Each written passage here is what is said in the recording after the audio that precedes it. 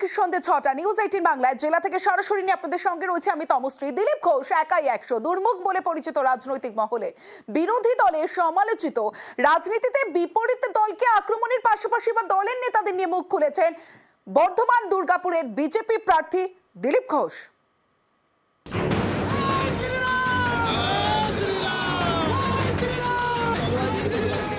তাঁর বক্তব্য সবসময় খুব বেশি মাত্রায় রাজনৈতিক। শাড়ি পরে আছেন, একটা পয় ঢাকা একটা খোলা, এরকম শাড়ি পরতে দেখিনি। যদি পাটা বার করে রাখেন শাড়ি করে বারমুড়া করতে পারেন, বারমুড়া করতে পারেন। আর মাথার ওই স্টিকারটা কবে খুলবেন? ভোটের শেষ হওয়ার আগে না ভোটের পরে খুলবেন, এটাও বলে দিন।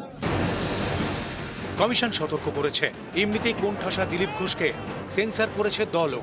বারবার তাঁর এমন মন্তব্যে ভোট বেড়েছে না কমেছে সেই বিতর্কে অংশ নিয়েছে বিজেপির পোড় খাওয়া নেতারাও। জেতা আসন থেকে সরিয়ে নতুন করে পরীক্ষার মুখে দাঁড় করানো হয়েছে। যদিও দীর্ঘদিন ধরে রাজ্য বিজেপির পায়ের তলার মাটি জোগানোর চেষ্টা চালিয়ে গিয়েছেন দিলীপ ঘোষ।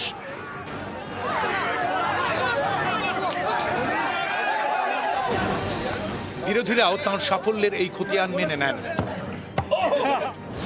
দিলীপ ঘোষ রাজ্য সভাপতি থাকার সময় 2019 সালের লোকসভা ভোটে বাংলায় 18 আসনে জেতে বিজেপি।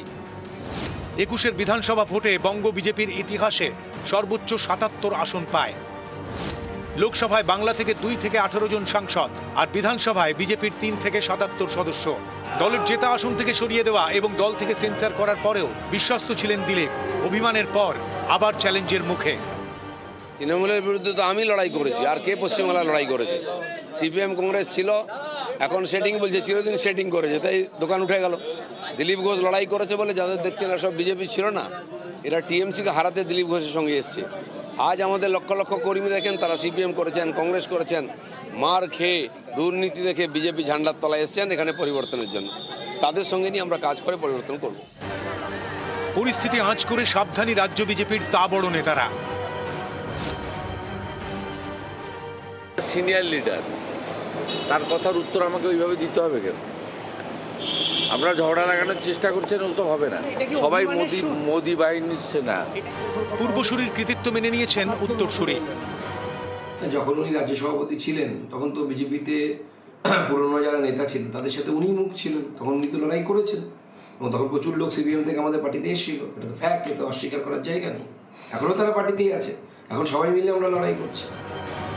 লড়াইটা এবার কঠিন, ভোটে জেতার উপর নির্ভর করছে একসময় বঙ্গ বিজেপির সভাপতি দিলীপ ঘোষের রাজনৈতিক ভবিষ্যৎ। সেই বুঝেই ভোটের ময়দানে দিলীপ ঘোষ। নিউজ 18 বাংলা।